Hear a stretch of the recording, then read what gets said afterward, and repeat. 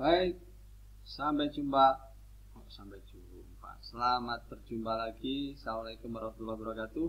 Di sini saya akan memandu saudara untuk mempelajari stress in vessel due to lack support.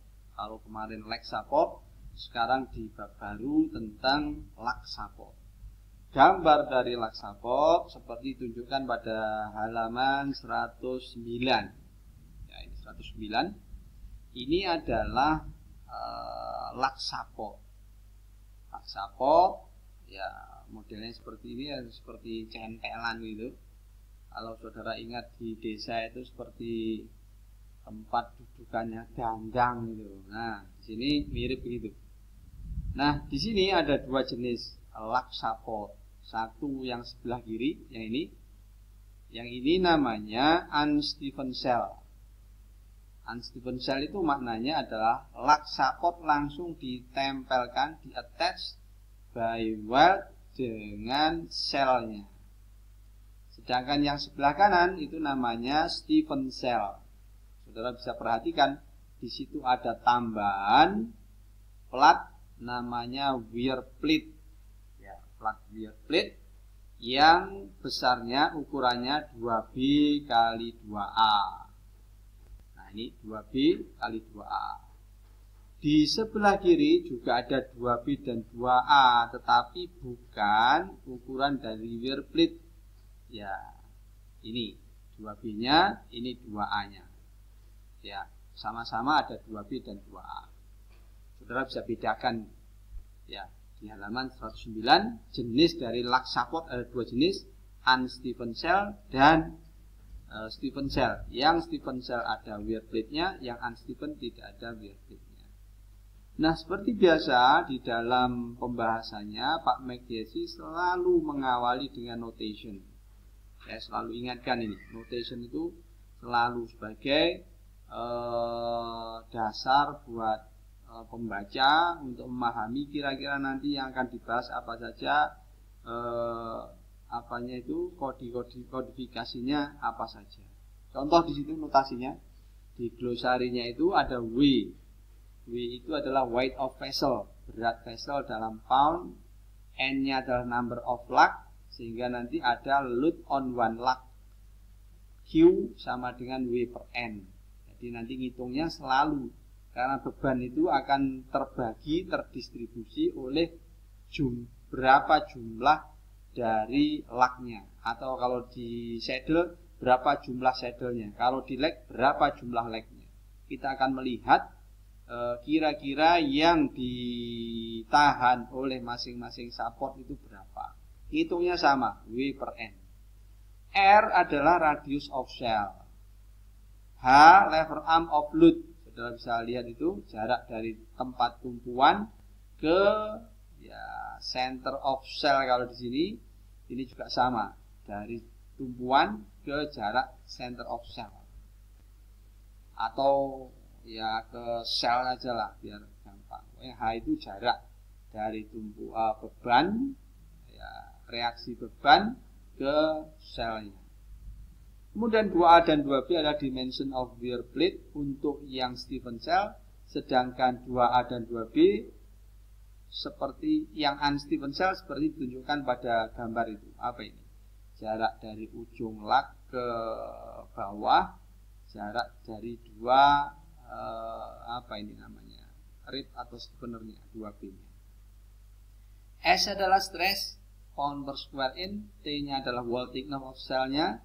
C adalah shape factor yang bisa dilihat di tabel. Mana tabelnya? Bisa kita lihat sini. Tabelnya ada di nih halaman 113. Ini tabel C. Ya, faktor value-nya itu ini. Ada ditabelkan. Value of C. Ya, nanti akan kita sampai ke situ. Baik, kita balik lagi ke depan. Nah, kalau sudah, C-nya adalah shape factor seperti yang di halaman 113. K-nya faktor yang bisa dilihat di chart berikutnya, nanti akan saya jelaskan. D adalah A per R akar B per A pangkat sepertiga. Ya, sini. Akar pangkat 3 dari B per A atau B per A pangkat sepertiga. A per R akar pangkat 3 dari B per A atau A per R dalam kurung B per A pangkat sepertiga. Nah, di dalam laksapot ini nanti kita juga ngitung, yang dihitung adalah longitudinal stress dan circumferential stress. Seperti yang ada di laksapot juga. Longitudinal stressnya S1 sama dengan plus minus Q kalikan H per dr kuadrat T dalam kurung C1 K1 ditambah 6 K2R per C2T ditambah D dibagi 2 kali 1,17 ditambah B per A kali R kuadrat per HA dalam kurung tutup.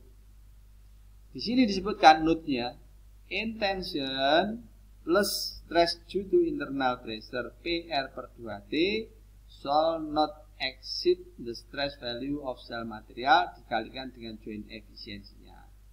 Jadi kalau S1 ditambah internal pressure-nya itu tidak boleh lebih dari atau harus kurang dari ya stress value sel material ya dikalikan dengan joint efisiensinya. Nah, di sini karena harganya plus minus berarti yang plus yang tensile, yang tensile or tension, yang minus adalah yang compression. Yang kedua, circumferential stress S2 sama dengan plus minus QH per dr kuadrat T dalam kurung C3K3 ditambah 6 K4R per C4T kurung tutup. Labelnya adalah intention S2 plus stress due to internal pressure PR per T tidak boleh lebih dari atau harus kurang dari the stress value of cell material dikalikan 1,5. Ya, ini adalah perhitungan stres di vessel sebab karena adanya laksapot. Nah, sekarang kita lihat ya bagaimana cara mencari konstanta K1-nya.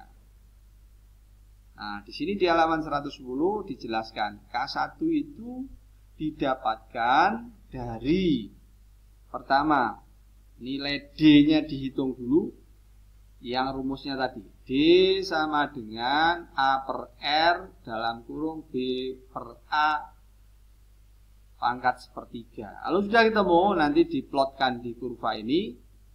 Misalkan pada D yang dihitung harganya 0,1 ditarik ke atas, kemudian dicari berapa harga besaran R per T-nya. Misalkan R per T-nya 250, berarti dari 0,1 saya tarik ke 250. Nah, sampai di sini tarik ke kiri. Nah, inilah harga dari K1-nya. Oke, bisa ya? Gampang. Begitu pula nanti cara yang lain. Misalkan, Pak, itu R per T-nya tidak ada di kurva. Gimana cara dikira-kira? Misalkan, harga dari R per T-nya 125. Oh, ini ada 100, 150, tarik aja di tengah-tengahnya. Dikira-kira. Kalau lebih detail lagi, misalkan pada 0,1 diinterpolasi. Untuk 100 harganya sekian, untuk 150 harganya sekian. Berarti 125, kalau titiknya di sini, berarti nanti tinggal interpolasi. Ya, gitu ya caranya. Bisa. Berikutnya untuk K2. K2 caranya juga sama. K2 ada faktor C2, C2D. Baru nanti ditarik ke atas, ketemu R per T-nya berapa. Nah, faktor C, nilai C-nya itu bisa dilihat di halaman 113 tadi. Nah, yang nilainya tergantung pada besarnya B per A. Contoh, misalkan B per A B per A sama dengan setengah. B per A ingat 2B 2A ya, di gambar depan halaman tadi 100 berapa tadi? 110. Nah, B per A nya berapa? Misalkan saya ambil contoh B per A nya setengah.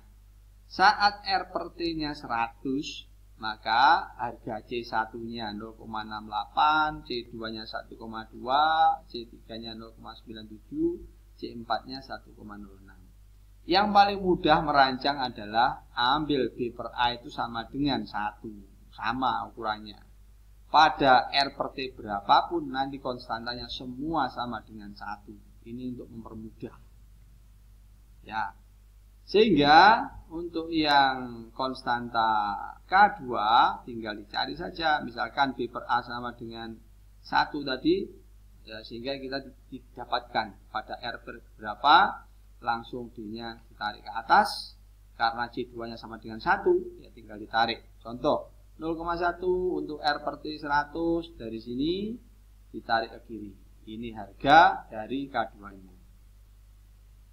Demikian berikutnya untuk K3. Ya, K3 juga sama, ada D. Ya, kemudian ditarik berapa harganya R per T, ya tinggal tarik kiri ketemu harganya K3. Kemudian yang keempat. Ya, keempat sama caranya, tidak ada beda. Cuman di sini ada faktor C4. C4 dimasukkan, nanti tinggal ditarik. Kalau B per A sama dengan 1, harga C4 juga sama dengan 1. Tarik ke atas, R per T 75, tarik ke kiri, ketemu harga keempat. Ya, mudah kan? Gampang, pokoknya dibaca. Kalau tidak dibaca ya nggak bisa. Kuncinya adalah rajin membaca, tangannya dilatih supaya terampil mengerjakannya. Tanpa latihan tidak bisa. Karena skill itu butuh latihan.